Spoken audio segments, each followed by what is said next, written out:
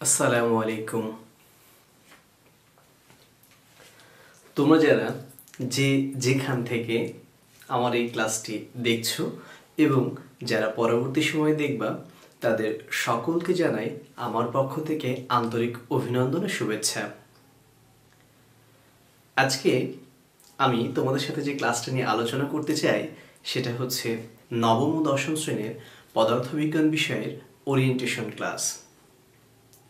এই সমস্ত ক্লাসের যে বিশ্লেষণ এবং আলোচনা তোমাদের সাথে আমি শেয়ার করব। ইকবাল সিদ্দিকী স্কুল অ্যান্ড কলেজের পক্ষ থেকে আমি মোহাম্মদ সোহেল রানা, প্রভাষক পদার্থবিজ্ঞান। তো আমরা যেটা বলতে চাচ্ছি সেটা হচ্ছে ওরিয়েন্টেশন ক্লাস। প্রথমে আমরা একটু দেখে নেব যে ওরিয়েন্টেশন ক্লাস বলতে আমরা কি বুঝি। ক্লাস মানে শ্রেণী, এটা তোমরা জানো। ওরিয়েন্টেশন অর্থাৎ অভিমুখে গমন করার অনেকগুলো অর্থ আছে, তার মধ্যে একটি বলি, সেটা হচ্ছে অভিমুখে গমন করা অর্থাৎ সামনের দিকে অগ্রসর হওয়া।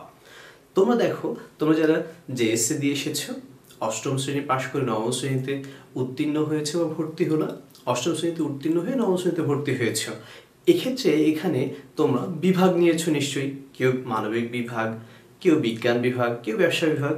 তো যারা বিজ্ঞান বিভাগ নিয়েছো তারা অবশ্যই পদার্থবিজ্ঞান আবশ্যই একটি বিষয় পাবা। এই পদার্থবিজ্ঞানের বিষয় কোড হচ্ছে 136 অর্থাৎ 136। এই পদার্থবিজ্ঞান আসলে তোমরা কিভাবে পড়তে চাও, তোমাদের যখন প্রথম ক্লাসে শিক্ষক যাবেন বা আমরা ক্লাসে যাব তখন তোমাদের সাথে কি বিষয়টা নিয়ে আলোচনা করতে চাই। তোমরা এই যে 2টি বছর পদার্থবিজ্ঞান বইটি কিভাবে পড়বা, কোন পদ্ধতি অবলম্বন করবা এবং এই বইগুলোতে আসলে কি আছে, কি নিয়ে আলোচনা করা হচ্ছে, সে তার প্রাথমিক জ্ঞান এবং বোর্ড পরীক্ষা প্রশ্ন কেমন আসে সেই বিষয়গুলো নিয়ে আলোচনা করা, এটাই হচ্ছে মূলত ওরিয়েন্টেশন ক্লাস। তো তোমাদের সাথে এই ওরিয়েন্টেশন ক্লাসের ধারাবাহিকতা নিয়ে প্রথমে আমি আলোচনা করলাম, এটা হচ্ছে একেবারে সাধারণ আলোচনা। আমি আমার হোয়াইট বোর্ডটিকে সুসজ্জিত করে রেখেছি বিভিন্ন বিষয় দিয়ে। আমি পর্যায়ক্রমিকভাবে তোমাদের সাথে বিষয়গুলো নিয়ে আলোচনা করব। প্রথমে তোমরা একটু দেখো যে হোয়াইট বোর্ডে আমি ডান পাশে এখানে টপিক লিখে রেখেছি, অর্থাৎ যে বিষয়বস্তুগুলো আমি আলোচনা করব এই ক্লাসের মাধ্যমে সে বিষয়বস্তু লিখে রেখেছি। প্রথমে সাধারণ আলোচনা, জেনারেল ডিসকাশন, অলরেডি তোমাদের সাথে আমি আলোচনা করে ফেললাম একটু। তারপরে দেখো বই পরিচিতি, তারপরে আছে অধ্যায় সম্পর্কিত জ্ঞান, শিখন ফলো, পিরিয়ড সংখ্যা, বোর্ড পরীক্ষার মানবন্ঠন, ঢাকা বোর্ড 2020 ও প্রশ্ন আলোচনা। এই কয়টা জিনিস আমি তোমাদের সাথে সব মিলে 6টি জিনিস ধারাবাহিকভাবে আলোচনা করতে চাই। দেখো বই পরিচিতি, তোমরা নবম শ্রেণী যখন উঠবা তখন তোমাদের হাতে পদার্থবিজ্ঞান বই তোমরা পেয়ে যাবা।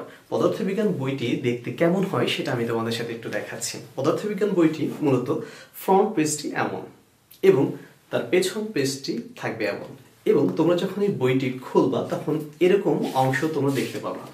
পদার্থবিজ্ঞান এরকম পৃষ্ঠা থাকবে, এরকম সূচি থাকবে এবং ভেতরে সূচি অনুযায়ী পড়া থাকবে। এটা হচ্ছে তোমাদের পদার্থবিজ্ঞান বই। নবম এবং দশম 2টি বছর এই বইটি তোমাদের পড়তে হবে। বই পরিচিতিতে স্বাভাবিকভাবে বুঝতে পারলা বোর্ড নির্ধারিত একটি বই তোমরা পড়বা, এবং এই বোর্ড বই যে ধারাবাহিকতা, এর কিছু কিছু পড়া বুঝতে হলে আমি তোমাদের জন্য সাজেস্ট করব পুরাতন 2 বছর পূর্বে অর্থাৎ 18 অথবা 17 সালের পদার্থবিজ্ঞানের যে বই, সেই বইটা যদি তোমরা কালেক্ট করতে পারো তাহলে এই বইটি পড়তে ওখান থেকে কিছু জিনিস তোমরা পেয়ে যাবো। ক্লাসে তো অবশ্যই আমরা শিখিয়ে দেবো, ওখান থেকে তোমাদের বইটা কালেকশনে থাকলে আরো কিছু জানতে পারবা। তো বই পরিচিতির পরে অধ্যায় সম্পর্কিত জ্ঞান, অর্থাৎ এই বইটিতে কতটি অধ্যায় আছে এবং কি বিষয় নিয়ে আলোচনা আছে সে সম্পর্কিত আলোচনা করতে চাই তোমাদের সাথে। প্রথমে আমি অধ্যায়, দেখো আমি বোর্ডে এখানে লিখে রেখেছি বিষয় কোড, অধ্যায়, শিরোনাম, শিক্ষণফল, পিরিয়ড। আমার আলোচনার জন্য দেখো অধ্যায় সম্পর্কিত জ্ঞান, এরপরে দেওয়া আছে শিক্ষণফল ও পিরিয়ড সংখ্যা। অর্থাৎ আমরা সাধারণ আলোচনা শেষ করেছি, বই পরিচিতি শেষ করলাম, অধ্যায় সম্পর্কিত জ্ঞান এবং শিক্ষণফল ও পিরিয়ড সংখ্যা এই দুটো জিনিস একসাথে আলোচনা করব। প্রথমে আমরা একটু অধ্যায়টা নিয়ে আলোচনা করতে চাই। দেখো অধ্যায় পদার্থবিজ্ঞান নবম দশম শ্রেণীতে সব মিলে 14টি অধ্যায় পাবা, সব মিলে 14টি অধ্যায় আছে এবং এই 14টি অধ্যায়ের মধ্যে এই টোটাল শিক্ষণফল আছে 167টি। নবম দশম শ্রেণীর বইটিতে গতি অধ্যায় অর্থাৎ দ্বিতীয় অধ্যায়ে তোমরা দেখতে পাবে শুরুতে 7টা দেওয়া আছে। আসলে ওখানে কিছু জিনিস একটু মানে তোমাদের ব্যবহারিক আছে, সেই অংশটা দিয়ে ওখানে 167 হয়, তাছাড়া 164টি আছে এবং টোটাল পিরিয়ড সংখ্যা আছে হচ্ছে 216টি। এখন শিখন ফলটা কি আর পিরিয়ডটা কি এটা একটু আলোচনা করে নিই অধ্যায়ের ভিতরে প্রবেশ করার পূর্বে। প্রথমে একটু শিখন ফলটা লার্নিং আউটকাম। শিখন ফলটাকে বলা হয় লার্নিং আউটকাম, অর্থাৎ তোমরা একটি অধ্যায় পড়ে কি কি শিখলা তার প্রথমে সূচি দেওয়া থাকবে একটি, যে এই অধ্যায়ে আমরা এই জিনিসগুলো পড়বো, এবং শেষে দেখবা যে আমরা এই অধ্যায় থেকে এই অংশগুলো শিখলাম বা এটা আলোচনা থাকে। তো শিখন ফল হচ্ছে প্রতিটা অধ্যায়ের একটা নির্দিষ্ট পয়েন্ট আছে, ওই পয়েন্ট ধরে ধরে আলোচনা করা, এটা হচ্ছে শিখন ফল। এবং পিরিয়ড সংখ্যা, পিরিয়ড হচ্ছে NCTB national curriculum text book, আমাদের বাংলাদেশের শিক্ষা বোর্ড থেকে অনুমোদিত, যে নবম দশম শ্রেণীতে তোমরা কতটি পিরিয়ডের মধ্যে সিলেবাসটা শেষ করবা। এনসিটিভির এই পিরিয়ড সংখ্যার ক্ষেত্রে বলা হয় যে নবম এবং দশম শ্রেণীর জন্য প্রতি সপ্তাহে 3টি করে ক্লাস বরাদ্দ দেওয়া হয়েছে। প্রতিটি 3টি ক্লাস মানে 3টি পিরিয়ড বরাদ্দ করা হয়েছে। নবম শ্রেণীতে প্রথম পর্ব যে পরীক্ষা হবে সেখানে তোমাদের জন্য প্রথম পর্বে 50টি পিরিয়ডে বিভক্ত করা হয়েছে। এই 50টি পিরিয়ড সহ নবম শ্রেণীতে 108টি পিরিয়ডে বিভক্ত করেছে এবং দশম শ্রেণীতে আরো 108টি। সব মিলে নবম দশম শ্রেণীতে 216টি পিরিয়ডের মধ্যে পড়া শেষ করতে হবে। এখন তোমাদের কাছে প্রশ্ন জাগতে পারে, আসলে পিরিয়ড সমান কত মিনিট হতে পারে বা কত ঘন্টা হতে পারে? নবম শ্রেণী এবং দশম শ্রেণীর জন্য প্রতি পিরিয়ড সমান হচ্ছে 50 মিনিট, 50 মিনিট করে থাকবে। প্রতি পিরিয়ড 50 মিনিট করে থাকে। এটা হচ্ছে আমাদের পিরিয়ড। তাহলে এখন আমরা অধ্যায় সম্পর্কে আলোচনা করতে পারি। আমরা প্রথম অধ্যায় দেখব ভৌত রাশি ও পরিমাপ। এর শিক্ষণফল হচ্ছে 12টি, পিরিয়ড হচ্ছে 15টি। ভৌত রাশি ও পরিমাপের মধ্যে আমরা কি কি বিষয় আলোচনা করতে চাই? আসলে প্রথমে ভৌত এবং রাশি এই দুটো জিনিস কি এবং পরিমাপ কি, এই দুটো জিনিস জানার পরে ভৌত রাশি পরিমাপ সম্পর্কিত বিভিন্ন যে রাশিগুলো আছে, দৈর্ঘ্য, ভর, সময়, তাপমাত্রা ইত্যাদি জানা যায় এবং মৌলিক রাশি থেকে তার মাত্রা সমীকরণ, যেমন স্লাইড, ক্যানিপাস, স্ক্রু গজ, ভার্নিয়ার, ধ্রুবক, এই যে পরীক্ষণগুলো আছে এইগুলো বিষয় নিয়ে এর প্রথম অধ্যায় আলোচনা, এবং বিজ্ঞানের যে বিভিন্ন সূচনা, আবিষ্কার, এগুলো নিয়ে প্রথম অধ্যায়ে তোমরা জানতে পারবা। দ্বিতীয় অধ্যায় হচ্ছে মোশন বা গতি। এখানে শিক্ষণফল 10টি এবং পিরিয়ড দেওয়া আছে 14টি। এখানে কিন্তু বই 7টি দেখতে পাবো তোমরা প্রথমে, আর কি সে বিষয়টা বলেছি প্রথমে। তাহলে দেখবা এই গতিতে আমরা 10টি এবং 14টি পিরিয়ড আছে। গতিতে আসলে গতি বলতে গেলে কাকে বলে, গতিটা কি, স্থির কি, গতি কি, এই বিষয়টা প্রথমে আসবে। স্থিতি, গতি এবং নিউটনের গতি বিষয়ক যে সূত্র এখানে কিন্তু প্রথমে আলোচিত আছে, প্রথম, দ্বিতীয়, তৃতীয় সূত্র। এবং দেখো এখানে কোন একটা বস্তুর গতি মধ্যে তোমরা দেখবা যে বেগ, সরণ, ত্বরণ, এবং এখানে আমাদের গতির যে সূত্র আছে, লেখচিত্র আছে, এগুলো নিয়ে আলোচনা হবে। যেমন ধরো একটা গাড়ি যাচ্ছে চলমান, বা তোমরা হাঁটছো, সেটা সময়ের সাথে কত তোমার স্পিড ছিল, গতিটুকুন ছিল, এটা লেখচিত্রের মাধ্যমে প্রকাশ করা যায়। তারপরে আমরা দেখবো যে তৃতীয় অধ্যায় ফোর্স, বল, এর 13টি শিক্ষণফল এবং পিরিয়ড আছে 17টি। এই বলের ক্ষেত্রে আমাদের প্রথমে জড়তা ও বল কি এবং এই বলের প্রকারভেদ, বলের আসলে কত প্রকার সেটা প্রকারভেদ আছে, এবং নিউটনের দ্বিতীয় সূত্র মোস্ট ইম্পর্টেন্ট জিনিস তোমরা হয়তো শুনে থাকবা, F=ma, এর প্রতিপাদনটি আমাদের এই বল অধ্যায়ে আছে, এবং এখানে ভর শক্তির সমীকরণ আছে দিয়ে এই অধ্যায়টি আমাদের শেষ করেছে। চতুর্থ অধ্যায় দেখো কাজ, ক্ষমতা ও শক্তি, ওয়ার্ক, পাওয়ার এন্ড এনার্জি। এখানে 3টা কাকে বলে এটা আছে, গতিশক্তি, বিভব শক্তি, শক্তি সংরক্ষণশীলতা, নীতি, হ্যাঁ, এগুলো আছে। এই বিভব শক্তি, স্থিতি শক্তি, এগুলো নিয়ে এই অধ্যায়টা পরিপূর্ণ আলোচনা করা আছে, যার শিক্ষণফল হচ্ছে 12টি, পিরিয়ড হচ্ছে 14টি। পঞ্চম অধ্যায় দেখো পদার্থের অবস্থা ও চাপ। তাহলে পদার্থের অবস্থা, চাপের শিক্ষণফল হচ্ছে 18টি এবং পিরিয়ড হচ্ছে 20টি। এই পদার্থের অবস্থা ও চাপের প্রথমে পদার্থের অবস্থা কি এবং চাপ কাকে বলে, ক্ষেত্রফল কি। চাপ, এই ক্ষেত্রফল, এটা বলার পরে এখান থেকে কিন্তু তোমরা চাপের রাশিমালা, অর্থাৎ কোনো একটা বস্তুকে পানির একটা নির্দিষ্ট গভীরতা নিয়ে গেলে সেখানে চাপের রাশিমালাটি কেমন হয় সেখান থেকে তোমাদের রাশিমালা বের করা হয়। আর্কিমিডিসের সূত্র আছে এখানে, আর্কিমিডিসের সূত্র নিয়ে আলোচনা হয় এখানে, আরো কিছু কিছু বিষয় নিয়ে এখানে আলোচনা আছে। পঞ্চম অধ্যায়ে এইভাবে আমাদের পড়বো আর কি। ষষ্ঠ অধ্যায় সম্পর্কে বলা যায় বস্তুর উপর তাপের প্রভাব। আসলে তাপ কি, তাপমাত্রা কি, এবং তোমরা জানো যে জ্বর আসলে আমাদের তাপমাত্রা মাপতে হয়। আমরা বলি এত ডিগ্রি সেলসিয়াস বা এত ডিগ্রি ফারেনহাইট হয়েছে, এরকম আমরা শুনতে পাই। এখানে ডিগ্রি সেলসিয়াস, কেলভিন, ফারেনহাইট বিভিন্ন স্কেল। তাপের ক্যালোরিমিতি কি, ক্যালোরিমিতির মূলনীতি কি, তাপের গ্রহণ বর্জন, এই সম্পর্কিত অনেকগুলো ম্যাথ নিয়ে আলোচনা। কোনো একটা আমরা এখানে কোনো একটা কঠিন বস্তুর প্রসারণ, দৈর্ঘ্য প্রসারণ, ক্ষেত্রফল প্রসারণ, তারপর পীড়ন, বিকৃতি, এগুলো নিয়ে ষষ্ঠ অধ্যায়ে আলোচনা আছে। সপ্তম অধ্যায়টা কি দেখো, তরঙ্গ শব্দ, ওয়েভ অ্যান্ড সাউন্ড। এটা হচ্ছে 10টি শিক্ষণফল, 14টি পিরিয়ড আছে। এই ওয়েভ অ্যান্ড সাউন্ডের আমরা এখান থেকে তরঙ্গ কি, তরঙ্গ কত প্রকার, এর প্রকারভেদ কি, শব্দের প্রতিধ্বনি কি, শব্দ দূষণ কি, এবং কূপের গভীরতা, শব্দধ্বনির সাথে কূপের গভীরতা নির্ণয়, দূরত্ব নির্ণয়, পাহাড়, দুটি পাহাড়ের মধ্যবর্তী দূরত্ব, ধরনের কথা এখানে আলোচনা করা আছে। তারপরে দেখো অষ্টম অধ্যায় আলোর প্রতিফলন, 10টি শিক্ষণফল এবং 14টি পিরিয়ড আছে।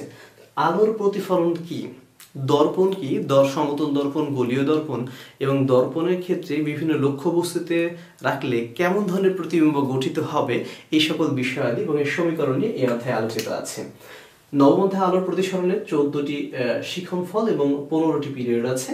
এই আলোর প্রতিসরণের সূত্র আছে, এই সূত্র নিয়ে আলোচনা, এবং এখানে লেন্স, গোলীয় লেন্স, উত্তল লেন্স, অবতল লেন্স, চোখের ত্রুটি, দৃষ্টির সীমা ইত্যাদি বিষয়গুলো নিয়ে এই অধ্যায়টি আলোচনা আছে।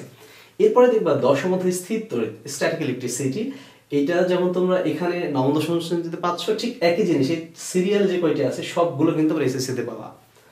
স্থির তড়িতে 10টি শিক্ষণফল এবং 14টি পিরিয়ড আছে। স্থির তড়িৎ আসলে কি নিয়ে আলোচনা করবো, স্থির বিদ্যুৎ নিয়ে আলোচনা করবো, এবং স্থির বিদ্যুৎ সম্পর্কিত কুলম্বের সূত্র, তড়িৎ ক্ষেত্র বা তড়িৎ ক্ষেত্রের তীব্রতা বা প্রাবল্য নির্ভরশীল ম্যাথ নিয়ে এই অধ্যায়ে আলোচনা করা আছে। তবে একাদশ চলবিদ্যুতের শিক্ষণফল হচ্ছে 17টি, পিরিয়ড হচ্ছে 20টি। চলবিদ্যুতে মূলত কারেন্ট, তড়িৎ নিয়ে আলোচনা করা হয়। কোনো একটা বর্তনীতে আসলে কত কিভাবে রোধ সাজানো থাকে, শ্রেণী সমান্তরালে তুল্যরোধ বের করতে হয়, তুল্যরোধ থেকে কিভাবে বিদ্যুৎ প্রবাহের মানটা বের করতে হয়, তারপরে তড়িৎ ক্ষমতা, এগুলো নির্ণয় করা হয়। এরপরে দেখবা যে দ্বাদশ বিদ্যুতের চৌম্বক ক্রিয়া, 7টি শিক্ষণফল এবং পিরিয়ড হচ্ছে 12টি। বিদ্যুতের চৌম্বক ক্রিয়া কি এবং চুম্বক কি, সলিনয়েডাল কি, একটা তারের মধ্যে বিদ্যুৎ পাঠালে কি ঘটনা ঘটবে, এবং ট্রান্সফরমার বা রূপান্তরক কি, এখানে এই অংশটা আছে, আলোচনা করা হয়। এটুকু তোমরা জানতে পারবা। ত্রয়োদশ অধ্যায়ের মধ্যে আধুনিক পদার্থবিজ্ঞান ও ইলেকট্রনিক্স, 10টি শিক্ষণফল, 14টি পিরিয়ড আছে। আধুনিক পদার্থবিজ্ঞান ও ইলেকট্রনিক্সের মধ্যে আমরা জানতে পারবো যে আসলে অ্যানালগ এবং ডিজিটাল কি। আধুনিক পদার্থবিজ্ঞানের মধ্যে তেজস্ক্রিয়তা কি, আলফা বিটা গামা রশ্মি। তোমরা আলফা বিটা গামা রশ্মি শুনেছো, এর পূর্বে অষ্টম শ্রেণীতে ছিল বিজ্ঞান বই। আলফা বিটা গামা রশ্মি কি, তেজস্ক্রিয়তা কি, অর্ধায় কি, ক্ষয় ধ্রুবক কি, এই বিষয়গুলো এখানে আলোচনা করা আছে। এবং বিভিন্ন ধরনের রশ্মির কথা তো বললাম, এটা নিয়ে আলোচনা আছে। তারপর এখানে কোমল এক্সরে, কঠিন এক্সরে, এটা চলে যাবে 14দশ অধ্যায়ে আর কি। 14দশ অধ্যায়ে জীবন বাঁচাতে পদার্থ বিজ্ঞান, 7টি শিক্ষণফল, 14টি পিরিয়ড আছে। জীবন বাঁচাতে পদার্থ বিজ্ঞান বলতে আমরা কি বুঝি? দেখো, আমাদের প্রত্যেক জীবনে মানব দেহ মানে কোনো না কোনো সময় অসুস্থ হয়, এবং আমরা বা তোমরা অনেক সময় হাসপাতালে আমরা গিয়েছি, চিকিৎসকের শরণাপন্ন হয়েছি। এক্ষেত্রে দেখবা কখনো এক্সরে কথা শুনেছি, কখনো আলট্রাসোনোগ্রাফি শুনেছি, কখনো ইসিজি শুনেছি, কখনো MRI শুনেছি, কখনো অ্যান্ডোস্কোপির নাম শুনেছি। এই সকল বিষয়গুলো যে মানব দেহে পদার্থ বিজ্ঞানটা কাজে লাগছে, এই বিষয়াদি সম্পূর্ণ জিনিস নিয়ে আমাদের 14দশ অধ্যায় অর্থাৎ 14তম অধ্যায়টি আলোচনা করা আছে। এইটা হচ্ছে মূলত আমাদের অধ্যায় সম্পর্কিত জ্ঞান, শিক্ষণফল ও পিরিয়ড নিয়ে আমরা আলোচনা করলাম। আসলে আমরা এই যে এতক্ষণ ধরে আলোচনা করলাম, এরপরে আমরা যে বিষয়টা দেখব সেটা হচ্ছে বোর্ড পরীক্ষার মান বন্টন। তোমরা যখন বোর্ড পরীক্ষা দিবা, ফেস করবা, তখন আসলে এটা কত মার্কসের পরীক্ষা সংগঠিত হবে সে বিষয়টি নিয়ে আলোচনা হবে। তার প্রথম অংশটা তোমরা একটু দেখে নাও, যে এমনটি আছে, পূর্ণমান আমাদের 100 পূর্ণমানের মধ্যে টোটাল অর্থাৎ ফিজিক্সে যে বিষয়গুলো 136, এর পরীক্ষা হবে 100 মার্কসের। 100 মার্কসের কয়েকটি ভাগে, মূলত 3টি ভাগে ভাগ করা আছে। এক হচ্ছে তত্ত্বীয় 75, ব্যবহারিক 25। এই তত্ত্বের মধ্যে বা 2টি ভাগ আছে। তাহলে দেখো প্রথমে কি সৃজনশীল প্রশ্ন, এই যে সৃজনশীল প্রশ্ন কত 10 × 50, তোমাকে 8টি সৃজনশীল প্রশ্নের মধ্যে 5টির উত্তর দিতে হবে। অর্থাৎ এই 14টি অধ্যায় থেকে 8টি প্রশ্ন আসবে, তার মধ্যে 5টি প্রশ্ন উত্তর দিতে হবে। এটা হচ্ছে আমাদের 50 মার্কস। বহু নির্বাচনী প্রশ্ন 25, ব্যবহারিক 25। ব্যবহারিক মধ্যে দেখো 3টি স্কেলে ভাগ আছে। তারপর আমি একটু বলে নিই যে এই যে পূর্ণমান, এই পূর্ণমান 100 মার্কসের পরীক্ষা তোমাকে 3 ঘন্টা সময় ব্যয় করতে হবে। প্রথমে বহু নির্বাচনী প্রশ্নের যে সময় পাবা সেটা 25 মার্কসের জন্য 25 মিনিট, এবং যে তৃতীয় 50 মার্কসের পরীক্ষা সময় দিতে হবে সেটা হচ্ছে 2 ঘন্টা 35 মিনিট। এই টোটাল 3 ঘন্টায় 75 মার্কসের পরীক্ষা শেষ হয়ে যাবে। ব্যবহারিক পরীক্ষাটা সেটা পরে সংগঠিত হয়। তো এখানে খেয়াল করো যে বহু নির্বাচনী প্রশ্ন 25টি থাকবে, এটা কোনো অপশন থাকবে না। ঠিক যেমন সৃজনশীল 8টির মধ্যে 5টি তুমি বাছাই করে উত্তর দিতে পারতা, এখানে সেই সুযোগটা নেই। এমসিকিউ 25টার মধ্যে 25টা উত্তর করতে হবে। ব্যবহারিক পরীক্ষায় 25। এর মধ্যে দেখো পরীক্ষণ 15, ব্যাখ্যা সহ ফলাফল উপস্থাপন 5, মৌখিক অভিক্ষা 5। এখন কথা হচ্ছে যে পরীক্ষণের মধ্যে কি কি আছে। এখানে যেমন পরীক্ষণ এর নামটা লিখতে হয় প্রথমে, তারপরে তত্ত্ব, প্রয়োজনীয় যন্ত্রপাতি, উপাত্ত সংগ্রহ, পর্যবেক্ষণ, হিসাব করা এবং সেটাকে বিশ্লেষণ করা, এই বিষয়গুলো এবং সতর্কতা আলোচনার অংশটুকু আমাদের এই পরীক্ষণের মধ্যে দেওয়া আছে। এরপরে ব্যাখ্যা সহ ফলাফল উপস্থাপন 5 এবং মৌখিক অভিক্ষা হচ্ছে মৌখিক অভিক্ষণের মৌখিক পরীক্ষা 5 মার্কস। এখন এই যে ব্যবহারিক পদার্থবিজ্ঞান যখন তোমরা নবম শ্রেণীতে পড়বা, সব মিলে ব্যবহারিক আছে 16টি।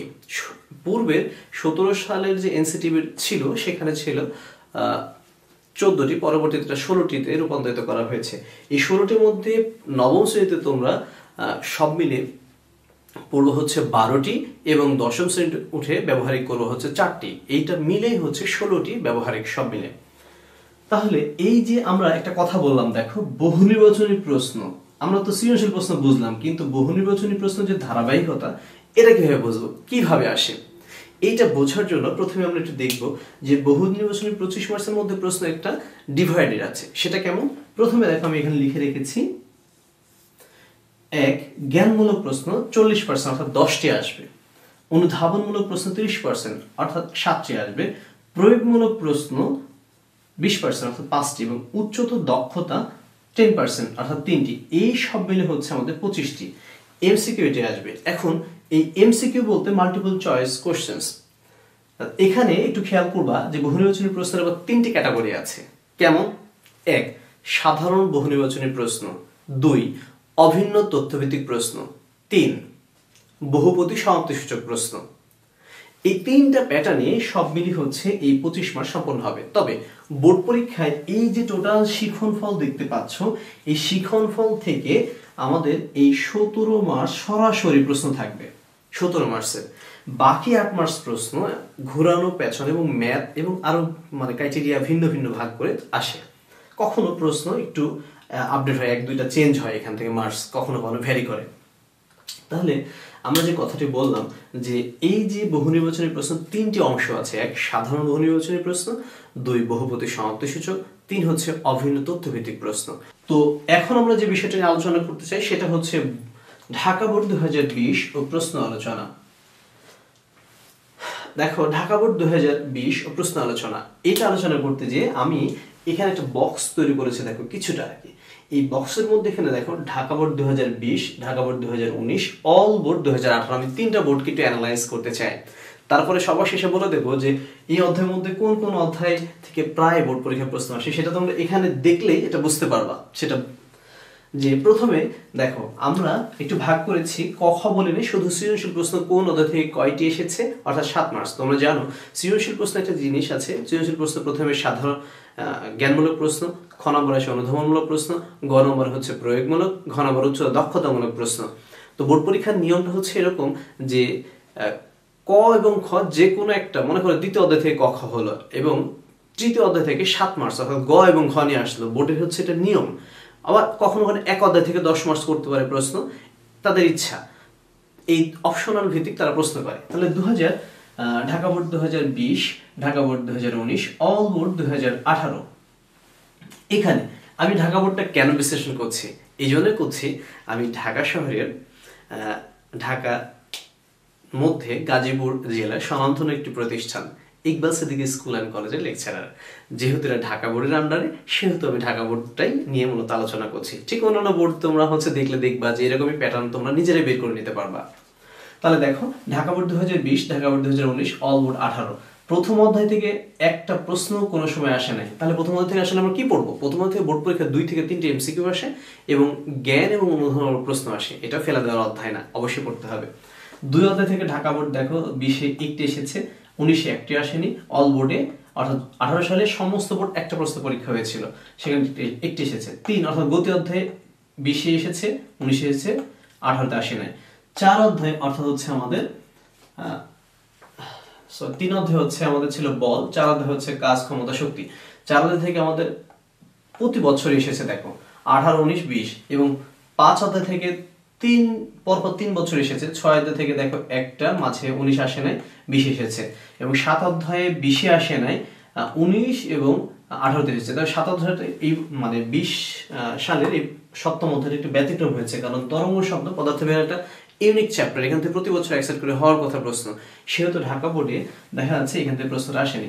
8ম দেখো অধ্যায়, এখানে আসে নাই প্রশ্ন 20 সালে, 19 সালে আসে নাই, 18 সালে একটি এসেছে। 9 অধ্যায় থেকে আমাদের পরপর 19, 20 দুটো এসেছে, 18 সালে আসে নাই। 10ম অধ্যায় থেকে কোনোটাই আসে নাই। একাদশ অধ্যায় থেকে 3টা আসছে, দ্বাদশ অধ্যায় থেকে প্রথম 20 সালে আসে নাই। 7 মার্চ, আমি যেটা বলছি কিন্তু 7 মার্চ, এবং ঢাকা বোর্ড 19-এ 1টি এবং 18 সালে একটি সৃজনশীল হয়েছে। 13তম অধ্যায়ে 20 সালে একটি, 19 সালে কোনো প্রশ্ন হয়নি, 18তে হয়নি। আর 14 অধ্যায়ে কোনো প্রশ্ন হয়নি, 20 সালে, 19 সালে একটি এসেছে এবং অল বোর্ডে কোনোটি আসেনি। অর্থাৎ দেখো 8টি সবটা মিল আছে। এ হচ্ছে আমাদের বোর্ড প্রশ্ন বিশ্লেষণ। এটা হচ্ছে বললাম। তো এখন তোমরা আসলে কোন অধ্যায়গুলো বেশি গুরুত্ব দিয়ে পড়বা? সবগুলো অধ্যায় বড় ভালো রেজাল্ট করার জন্য কোনগুলো গুরুত্ব দিয়ে পড়বা? সেটা হচ্ছে তোমরা এই যে 2য় অধ্যায় গতি, 3য় অধ্যায় বল, 4র্থ অধ্যায় এবং 5ম, এখান থেকে দেখা যায় তোমরা 3 সেট প্রশ্ন, 3 সেট না 3টি সৃজনশীল প্রশ্ন পরিপূর্ণ উত্তর করতে পারবা। পাশাপাশি এই যে 6ষ্ঠ অধ্যায় একটা ইউনিক চ্যাপ্টার, এখান থেকে একটি সৃজনশীল আসতে পারে। 7ম অধ্যায় থেকে সম্ভাবনা আছে, যেমন আলোর প্রতিফলন, প্রতিসরণ, এই দুটো মিলিয়ে একটি হতে পারে, বা যে কোনো একটা অধ্যায় থেকে একটি প্রশ্ন আসতে পারে। আবার স্থির এবং চলতরিৎ একই বিষয়, ঠিক পরবর্তী এই যে 3টা অধ্যায় মিলে 1 বা 2টি আসতে পারে। তোমরা একটু বুদ্ধি করে, কৌশল করে যদি পড়ো, তাহলে আমি বিশ্বাস করি তোমাদের এটা সম্ভব A+ পাবো, কাঙ্ক্ষিত রেজাল্ট করা। আরেকটি জিনিস মনে রাখবো, 9ম শ্রেণীতে বোর্ডের নির্দেশনা হচ্ছে 8ম অধ্যায় পর্যন্ত পড়া। 8ম অর্থাৎ 1 থেকে 8টা অধ্যায় 9ম শ্রেণীতে শেষ করতে হবে এবং পরবর্তীতে বাকি অধ্যায়গুলো শেষ করতে হবে। এটা হচ্ছে বোর্ডের নির্দেশনা, মানে বোর্ড যেভাবে NCTV সেট করেছে। এই ছিল পদার্থবিজ্ঞান বিষয়ে তোমাদের সাথে আমার আলোচনা, প্রথম ওরিয়েন্টেশন ক্লাস, যেটা তোমরা শিখতে পারবে, জানতে পারবে ইনশাআল্লাহ। আশা করি এই ক্লাসটি থেকে তোমরা কিছুটা উপকৃত হবা। ভালো রেজাল্ট করতে হলে নিয়মানুবর্তিতার কোনো বিকল্প নেই। নিজেকে যদি সুন্দর ভালো ছাত্র হিসেবে অবস্থান করতে চাও, ভালো জানতে চাও, তাহলে অবশ্যই পুনঃ পদার্থবিজ্ঞান পড়তে হবে। পদার্থবিজ্ঞান পড়ার মূল মন্ত্র হচ্ছে যখনই পড়বা তখন সূত্রগুলো লিখে রাখতে হবে, মুখস্থ করতে হবে। প্রতিটা সূত্রের কি প্রতীক এবং সিম্বলের ব্যাপারগুলো মনে রাখতে পারলে তোমরা ম্যাথমেটিক্যাল টার্মটা সহজ হয়ে যাবে। পদার্থবিজ্ঞান মোটেও কঠিন বিষয় না, যদি নিয়মানুবর্তিতা মেনে চলো, রেগুলার পড়াশোনা করো, লিখো, তাহলে অবশ্যই এটা সহজ হয়ে যাবে ইনশাল্লাহ। তোমাদের সকলের সুস্বাস্থ্য ও দীর্ঘায়ু কামনা করে আজকে আমি এখানে বিদায় নিচ্ছি। আল্লাহ হাফেজ।